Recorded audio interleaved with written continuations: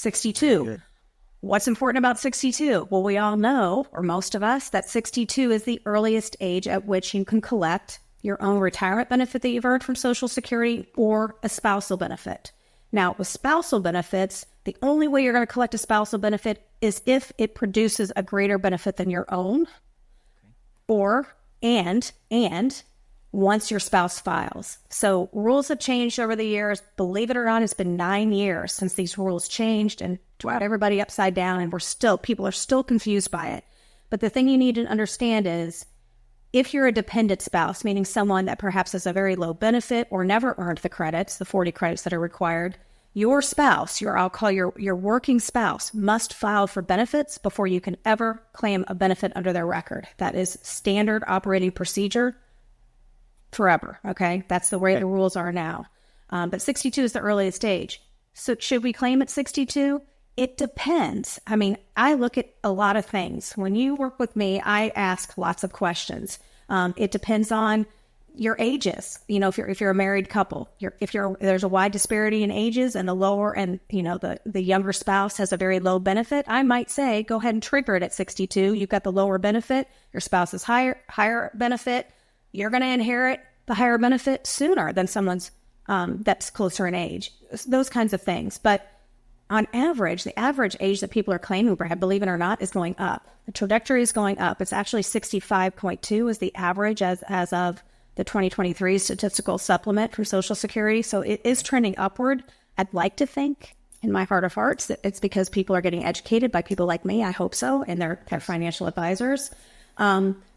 See, this is incredible. I mean, we could speak for hours, and we do talk about this. I'm so passionate about it. But 62, critical age. If you are a 67 full retirement age, meaning you were born in 1960 or later, that means you're taking a permanent cut of 30%. You could get 67% more if you waited till 70. So there's a huge decision to be made there. So, but 62, earliest age to file for Social Security. If you're working, I would suggest you not do that, even if you're under the earnings limit, because even if you're under the earnings limit and you're working, you're probably going to pay taxes on a portion of it. If your spouse is working and making a lot of money, you're probably going to pay taxes on it. So there's a lot of things to consider about that earliest claim age. And what is the earnings limit for 2024 if you're filing at 62 and you're still working? What's the earnings limit? $22,320. Okay.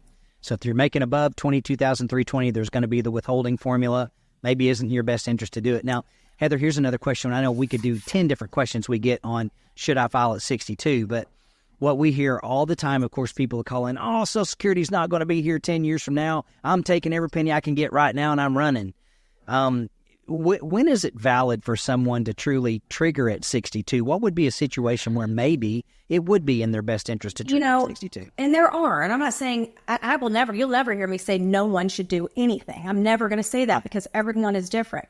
I'd say if you are single and if you have abbreviated, if your health is poor, of course take it. If you don't have much in other assets and you need it, of course take it. If in that example I gave, if you are the lower earning spouse, then I would say, okay, if we want, because some people say, well, I paid into it and by golly, I want it. Then I'd say, okay, well, let's have the lower earning spouse go ahead and file if we can get the higher earning spouse to at least wait until full retirement age, because we want to kind of balance things out because we're looking at lifelong cash flow for everyone, right? So we want the higher one to at least wait till full retirement age longer if we can, because we're not only looking at sustainability of joint cash flow during both lifetimes, but we're also planning for the survivor. And because that lower earning spouse is going to rely on the higher earner's decision, when one of them dies, that higher earning spouse's decision is going to impact the survivor, maybe that lower earner, right? So we're always trying to balance out those decisions. So those would be examples of why I would say go ahead and file at 62. Very good. And then I will say one more thing. I'll throw in a bone here for my good friend, Dr. Wade Fowle, because at age 62, we had him on the show 2 weeks ago, and we did an entire show on reverse mortgages. First time we've ever done that on the show. And so at 62, that's the first age at which you can actually apply for a HECM loan. That's right. And if you have only heard negative things about that, you really should order Dr. Fowle's book online and read it. He's in his 4th edition right now. And then the last name is spelled PFAU, Dr. Wade Fowl. It is a key opportunity to trigger tax-free income from using an asset that you've got. And we've been trained to think that Roths are the only way to have tax-free income. There's also your home. So we want to throw that in there. Yeah, I mean, that's huge. I mean, how many people have the majority of their wealth inside their home in home equity? Asset. I mean, really. So it's a huge asset.